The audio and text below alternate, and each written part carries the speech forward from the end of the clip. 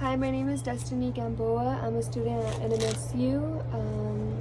Thank you for taking the time to listen to my speech. I would like to start off by letting you all know that my first job was working with kids. I love kids, I always have. So while doing my research, I came across a statistic that was very shocking to me, and I would like to share that with you.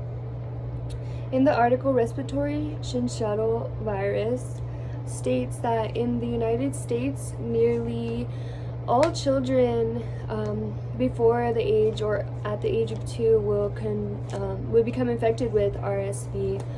That's very surprising because that's around 75,000 to 125,000 cases hospitalized per year.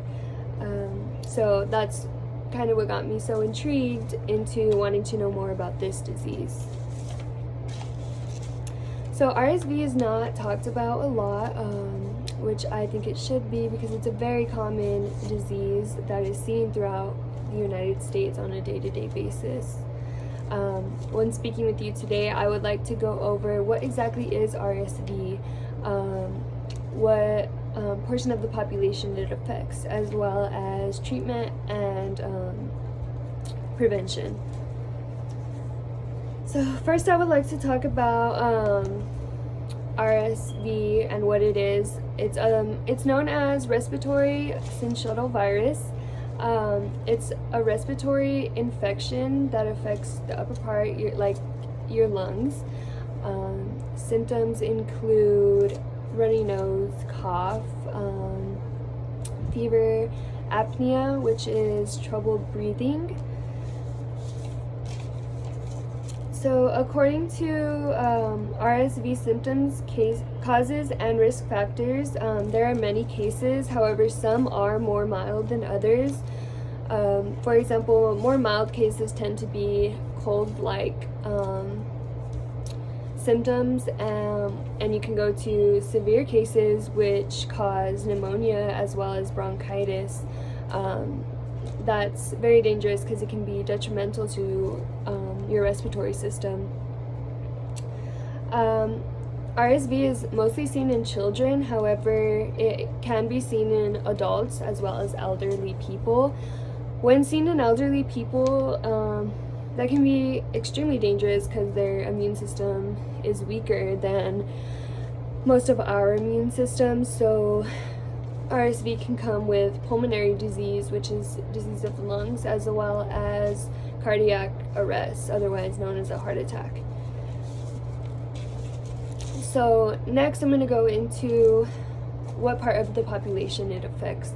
So, as stated above, it has a huge impact on children. 75,000 to 125,000 cases a year is a lot. So however, it's more dangerous in children that are below the age of 5, according to the CDC. So that's why you get the statistic where it affects more children from the ages 1 to 4. So RSV, as stated above, can be dangerous in elderly people when seen. It's more rare to be seen in elderly people than it is to be seen in children. However, it does happen, and it does affect the young adult population as well. It's usually not fatal, however, it can be when one has underlying respiratory issues. So it is important to realize how common this illness is, and I would like to give another statistic just to show how impactful RSV has been on the population. So according to the CDC, around 2.1 million outpatient visits have occurred in children just under 5 alone, and that's a vast amount. So as it seems, RSV has affected and can affect many people. However, good news is there is a way of treating and preventing this virus. So according to Centers for Disease and Control Prevention, there are ways to treat, I would say, RSV. However, RSV is an illness that tends to leave the body itself with time. However, you can take medication for pain, such as over-the-counter ibuprofen and Tylenol, things as such. However, in more severe cases that we do see as well, lead to hospitalizations.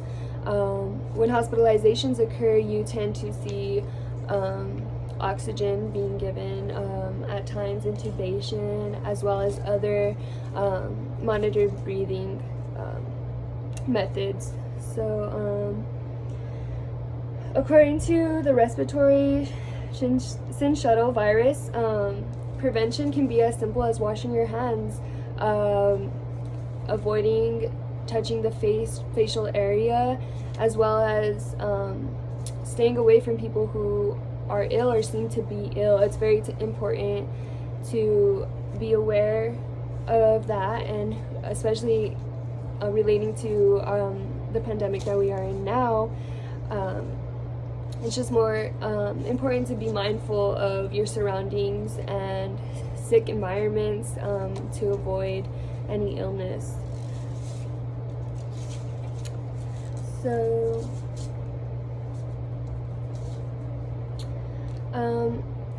we can see that RSV impacts many people. It can be very dangerous if not recognized.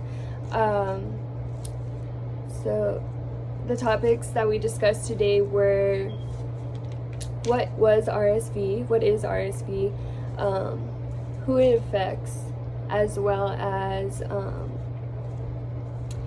the treatment and prevention. So I would like to just finish off by saying, in the United States, children are very susceptible to this virus.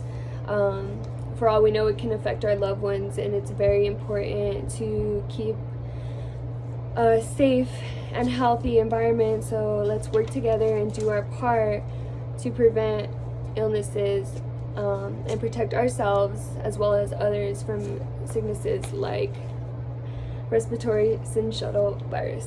Thank you.